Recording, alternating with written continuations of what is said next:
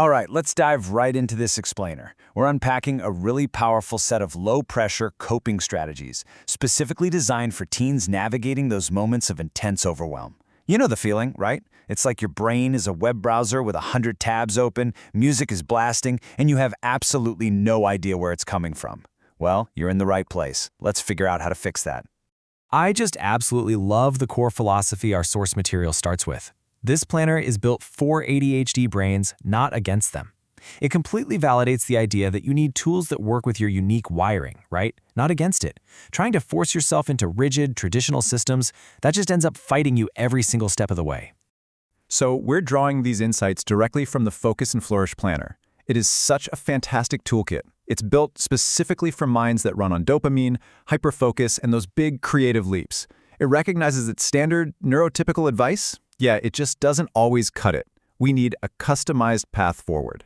Because here's the absolute foundational truth we have to internalize. ADHD isn't a flaw. Struggling to start tasks, forgetting steps, or feeling scattered, that is not laziness. It is literally just a different wiring of attention, energy, and motivation. And once we strip away the shame around that, we can actually start looking at practical solutions. Section 1. The overwhelmed problem. Defining the stakes. Because before we dive into the toolkit, we have to understand what actually happens when that unique wiring of ours gets overloaded. What's super fascinating here is the clear distinction it makes between triggers and resets. Triggers are those unexpected changes in plans, the super loud rooms, or those massive assignments that just set us off. But what we so often lack are the specific tangible resets, the actual actions we need to actively bring ourselves back to baseline.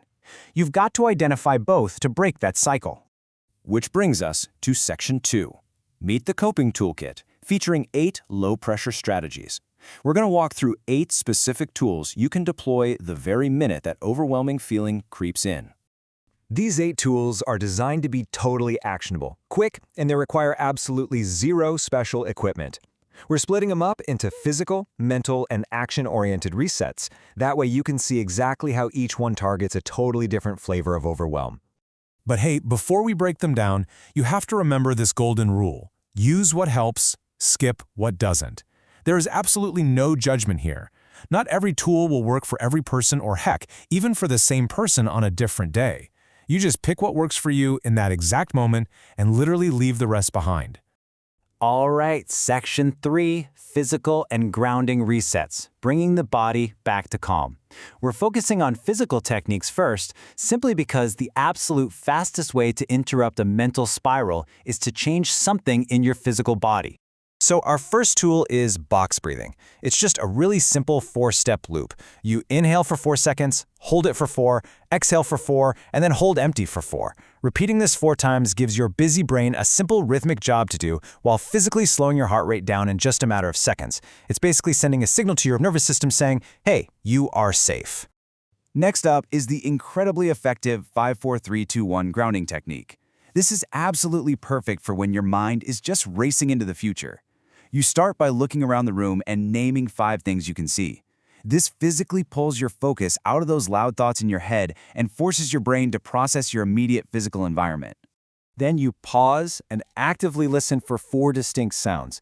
It could be a car driving by, your own breathing, or, suddenly realizing just how loud your refrigerator actually hums. This shifts your attention over to auditory processing, which anchors you even further into the room. Next, you reach out and physically touch or just acknowledge 3 physical sensations. Notice the texture of the fabric on your shirt, the weight of your feet flat on the floor, or maybe the temperature of the chair beneath you. Then, identify 2 things you can smell. Now, this one can be kind of tricky sometimes, but it requires deep concentration, which is honestly exactly the point. It continues breaking up that cognitive overload by engaging your olfactory senses. And finally, notice one thing you can taste. Grab a quick sip of water, or even just notice the lingering taste of your toothpaste from this morning. This completes a full sensory countdown that effectively re-anchors your brain right back to the present moment, stopping that spiral dead in its tracks. Now, what if you needed even faster physical shock to the system? Well, the third tool on our list is cold water. Splashing ice-cold water right on your face, or simply holding an ice cube in the palm of your hand, provides an immediate, intense grounding jolt. It literally forces your brain to drop whatever it was obsessing over so it can focus on that sudden temperature change. Alternatively, you might have the exact opposite problem, right? Way too much buzzing energy. So the fourth tool is simply to move your body for 60 seconds. Doing some jumping jacks, having a quick little dance break, or honestly, just shaking it out like a wet dog can instantly burn off that scattered, restless energy that's making it completely impossible to sit down and focus. Okay, moving on to section 4, mental and action shifts, unsticking the mind. So let's transition away from the physical body to strategies that really help clear out a noisy, stuck mind. Tool number 5 is the classic brain dump. When your thoughts are just unbearably loud and tangled, like when you're remembering an assignment, a text you forgot to send, and some random embarrassing memory from 5 years ago all at the exact same time, the source highly recommends getting it all out. Literally write every single thing floating in your head onto a piece of paper. You don't organize it, you don't prioritize it yet, you just empty the tank so you can look at it later without all that intense internal pressure. Tool 6 is leaning on a support person. Sometimes just sending a quick, "Hey, I'm overwhelmed" text can totally deflate the panic. And tool 7? Just get outside. Stepping out your front door for a literal change of scenery and a breath of fresh air can act like a hard reset button for a brain that feels trapped in a room. Finally, we have tool 8, doing one small task. Look, ADHD brains are wired to run on dopamine, so task paralysis is a very real thing. Doing just one tiny, ridiculous thing, like filling up your water bottle or making your bed, gives your brain a quick, undeniable win to restart the engine and get you ready to tackle the next thing. All right, section 5, progress, not perfection. It all counts. Because having the tools is only half the battle, right? So let's wrap up with the essential mindset you actually need to use them effectively. This is perhaps the most absolutely crucial takeaway of all. Progress, not perfection. If you try the box breathing and it just doesn't work for you today, you didn't fail. You just learned what your brain didn't need in that specific moment. Every single reset you try, every time you try to restart a bad day, and every time you actively choose to work with your brain instead of fighting against it, that counts as a massive step forward. So, as we wrap up this explainer, I want to leave you with a quick challenge.